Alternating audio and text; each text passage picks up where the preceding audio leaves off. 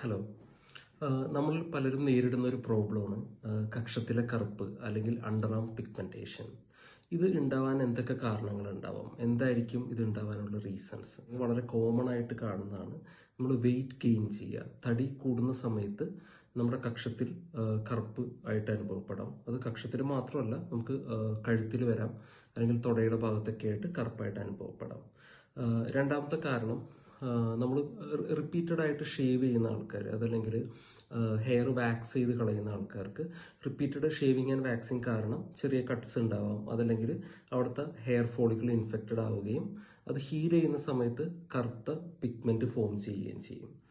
മൂന്നാമത്തെ കാരണം, നമ്മൾ ടൈറ്റ് ഫിറ്റിംഗ് ആയിട്ടുള്ള ക്ലോത്ത്സ് യൂസ് ചെയ്യുക. നമ്മൾ അണ്ടർആമിന്റെ ഭാഗത്തെല്ലാം വളരെ ടൈറ്റ് ആയിട്ടിരിക്കുന്ന ക്ലോത്ത് യൂസ് ചെയ്യുമ്പോൾ റിപ്പീറ്റഡ് ആയിട്ട് നമ്മുടെ മൂവ്മെന്റ് സമയത്ത് ഫ്രിക്ഷൻ ഉണ്ടാവുകയും ഫ്രിക്ഷൻ കാരണം ഒരു പിഗ്മെന്റ് ഡെവലപ്പ് ചെയ്യാം.